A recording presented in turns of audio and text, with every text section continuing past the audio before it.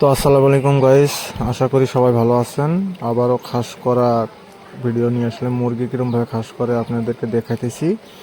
এইটা হলো আমার গারো এক ছেলে বন্ধু লাগে, তো ওই বললো কি আর অন্য মানুষ ডাকবি, তো আমি পারি খাস করতে, চল। তো ওকে ডাক দিলাম, মুরগিটা বেশ কাটা হলো। এখন ওই ভিতরে যেটা বিচিলটা থাকে ওইটা বের করা হবো। তো আমার বেড়াকে ডাক দিলাম, তুমি একটু মুরগিটার সাথে খুব খেলাধুলা করে, তো বললাম একটু গাওটা শুতে দিব বলে দেন। বেশ মুরগিটা জুত করে আছে, যদি লোকাল মুরগি তার তাগড়া বা বদমেশ বা দৌড়াদৌড়ি করে, বেশ ধরতে টাইমও ভালো ধরা দিল, খাস করার টাইমও জিজ্জাত করে আছে, কাজ করার টাইমও।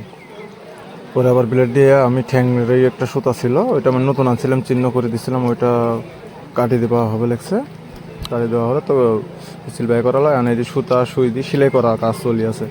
বাট মানুষের যেরকমভাবে সার্জারি বা অপারেশন করা হয় সেম মুরগিরও সেম ওইরকমভাবেই করা হলো। তো এই যে সুতে দিয়ে সেলাই করা হবে লাগছে, ভালো করে লক্ষ্য করে দেখেন, যদি চেষ্টা করেন আপনারাও পারবেন। তো আমিও পারি খাস করে দিতে, কিন্তু আমি করি না, যে আমার ঘরের মুরগি মহাপত লাগে, ওই জন্য আমি ওই চ্যাংড়াটাকে বললাম, তো ওই আসলে আমার লগে খাস করে দিতে।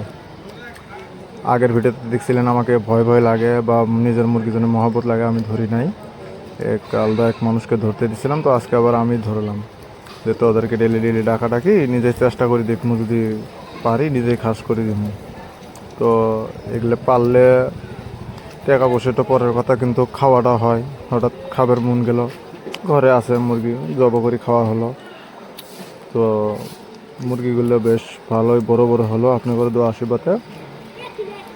ছোট ছোট বাচ্চা নিয়ে আসছিলাম, আমি দেখছিলেন আগের ভিডিওতে, গারোপাড়া থেকে নিয়ে আসছিলাম, বেশ ভালোই বড় বড় হলো।